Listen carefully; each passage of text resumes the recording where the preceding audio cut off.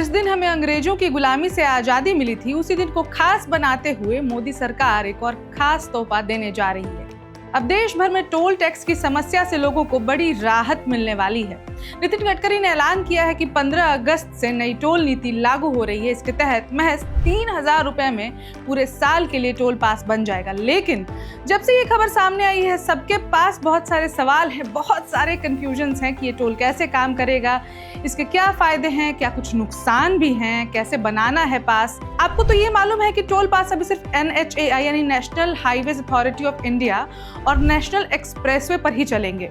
बावजूद इसके यह बहुत बड़ी राहत साबित होने वाला है, क्योंकि देश में 1000 से ज्यादा toll booth national highway authority of India के अंतर्गत आते हैं। साथ में नेशनल एक्सप्रेसवे की संख्या भी लगातार बढ़ती ही जा रही है। अब इस खबर में हमने फास्ट टैग टोल पास को लेकर आपके सभी सवालों के जवाब देने की कोशिश की है, खासकर ऐसे 5 सवालों के जवाब जिन्हें जानना आपके लिए बेहद जरूरी है। नमस्कार, मैं ऋचा पराशर और आप देख रहे हैं वन इंडिया हिंदी। सबसे पहले तो आप ये जान लीजिए कि ये फास्टैग वार्षिक पास है क्या, इनके एनुअल पास क्या है। फास्टैग एनुअल पास निजी कारों, जीपों और वैन को नेशनल हाईवे और राष्ट्रीय एक्सप्रेसवे टोल प्लाजा के माध्यम से मुफ्त पहुंच प्रदान करता है, जो 1 साल या 200 यात्राओं तक वैध है। यहाँ पे नोटिस कीजिएगा, ध्यान दीजिएगा, यानी कि इनमें जो पहले पूरा हो जाएगा वो वैलिड होगा।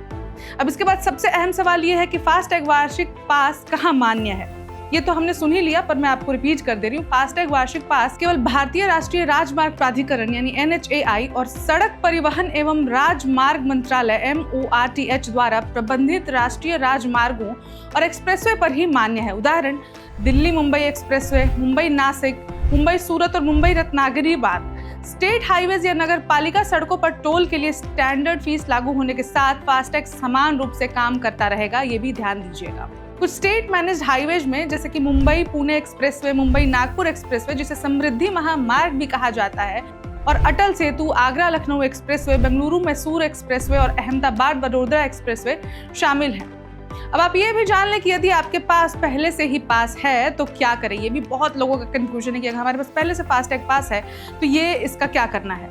यदि पहले से फास्टैग पास है तो नया फास्टैग खरीदने की कोई आवश्यकता नहीं है, क्योंकि वार्षिक पास को मौजूदा फास्टैग से जोड़ा जा सकता है, बशर्ते कि कुछ एलिजिबिलिटी शर्तों को पूरा करता हो, जैसे कि विंडशील्ड पर स्पष्ट रूप से दिखाई देना, व्हीकल रजिस्ट्रेशन नंबर का ब्लैकलिस्ट ना होना। यानी ध्यान रखिएगा कि अगर कोई ईयरली फास्टैग टोल पास के नाम पर आपको नया फास्टैग चिपकाने की कोशिश कर रहा है तो बिल्कुल भी झांसे में ना फंसे। केंद्रीय सड़क परिवहन एवं राजमार्ग मंत्रालय ने इस योजना को लॉन्च करने के साथ ही इसके बारे में स्पष्ट कर दिया था कि नया फास्टैग खरीदने की जरूरत नहीं है। आप नए टोल पास को अपने पुराने फास्टैग में ही एक्टिव कर सकते हैं। इसके बाद सबसे अहम सवाल यह आता है कि फास्टैग वार्षिक पास ऑनलाइन कैसे खरीदें, और ये स्टेप्स हैं कुछ जो मैं आपको बताने वाली हूँ। इन्हें नोट कर लीजिएगा, स्क्रीनशॉट ले लीजिएगा, जो भी आपकी सहूलियत में हो वो कर लें। सबसे पहला पॉइंट है कि राजमार्ग यात्रा ऐप या आधिकारिक NHAI MORTH वेबसाइट पर जाएं। इसके बाद अपने वाहन पंजीकरण संख्या यानी व्हीकल रजिस्ट्रेशन नंबर और फास्टैग ID जैसे डिटेल्स का यूज करके लॉगिन करें। इसके बाद UPI डेबिट कार्ड या नेट बैंकिंग के माध्यम से 3,000 रुपए का भुगतान करें। भुगतान सफल होने पर वार्षिक पास आपके मौजूदा फास्टैग से जुड़ जाएगा। नया खरीदने की कोई आवश्यकता ही नहीं होगी। इसके बाद आपको 15 अगस्त को जब आपका पास सक्रिय हो जाएगा तो SMS द्वारा कंफर्मेशन भी मिल जाएगा। इसके बाद 15 अगस्त से जब भी आपका वाहन NHAI या फिर MORTH द्वारा प्रबंधित फास्टैग सक्षम टोल प्लाजा से गुजरेगा तो आपके फास्टैग एनुअल पास बैलेंस से एक ट्रिप की कटौती कर दी जाएगी। लेकिन इस फास्टैग के पास कुछ सीमाएं हैं, यानी कि कुछ लिमिटेशंस हैं जो आपको जान लेना चाहिए, यानी कि जो आपके लिए जानना बेहद जरूरी है। सबसे पहला तो ये है कि नॉन ट्रांसफरेबल और नॉन रिफंडेबल। यह पास एक स्पेशल व्हीकल से जुड़ा होता है और इसे ट्रांसफर या रिफंड नहीं किया जा सकता है। यानी कि आपने एक बार अपने व्हीकल पर रजिस्टर करा लिया तो ये आपके लिए ही वैलिड रहेगा, इसे किसी और पे ट्रांसफर नहीं कर सकते हैं। यानी अगर आपके घर में एक से ज्यादा गाड़ियां हैं और आपको लग रहा है कि एक ही पास बनवा कर दोनों कारों में काम चला लेंगे तो भूल जाइए। वार्षिक फास्टैग टोल पास सिर्फ उसी गाड़ी के लिए काम करेगा जिस वाहन के नंबर पर उसे एक्टिव किया गया है। अगर दूसरे वाहन पर इसका इस्तेमाल करते पाया गया तो ब्लैकलिस्ट कर दिया जाएगा। ये भी आप याद रखिएगा और जो भी आपके जानकार हों उनसे भी ये शेयर कर दीजिएगा। और पैसा भी वापस नहीं मिलेगा। तो हमें इसमें बहुत सारा नुकसान है कि अगर आप एक फास्टैग बनवा रहे हैं तो दूसरे को शेयर नहीं कर सकते। ये नुकसान नहीं है, बस चोरी से बचाने का एक तरीका है। अब इसके अलावा है लिमिटेड कवरेज। यह केवल NHAI और MORTH के अंतर्गत डेजिग्नेटेड नेशनल हाईवेज और एक्सप्रेसवे पर ही मान्य है। ये मैंने कई बार बताया है, लेकिन ये एक लिमिटेशन है, इसलिए मैं फिर से बता रही हूँ, क्योंकि स्टेट हाईवेज पर ये मान्य नहीं है। इसके बाद है ऑटो रिन्यूअल नहीं होगा, यानी कि no auto renewal for this policy, यानी कि एक बार पास समाप्त हो जाने पर यूजर को पास रिन्यूअल करने के लिए मैनुअल रूप से पुनः आवेदन करना होगा, यानी कि जो सारे प्रोसेस पहले किए थे वो फिर से फॉलो करने होंगे। एक बार जब आप 200 यात्राएं पूरी कर लेते हैं या 1 वर्ष की वैलिडिटी तक पहुंच जाते हैं, जो भी पहले हो, तो आपका फास्टैग ऑटोमेटिकली रेगुलर पे पर यूज सिस्टम पर वापस आ जाएगा।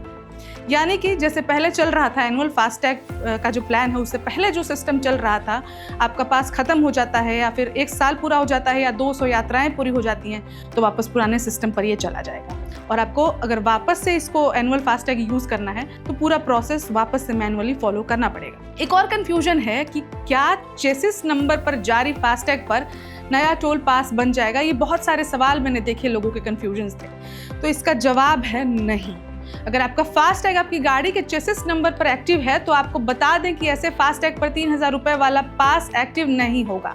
नया टोल पास बनवाने के लिए आपको अपने वाहन पंजीकरण नंबर VRN से अपडेट करना होगा। इसके बाद ही आप नया पास एक्टिव कर सकते हैं।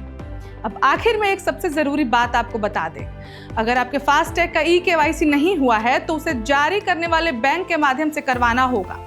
बिना eKYC के फास्टैग कभी भी बंद हो सकता है, इसलिए बेहतर यही है कि 3000 रुपए खर्च करने से पहले अपने फास्टैग का eKYC जरूर करा लें। अब इस खबर में फिलहाल इतना ही, लेकिन ये जानकारी आपको कैसी लगी हमें कमेंट करके जरूर बताएं और ऐसी और खबरों के लिए बने रहे वन इंडिया हिंदी के साथ। धन्यवाद।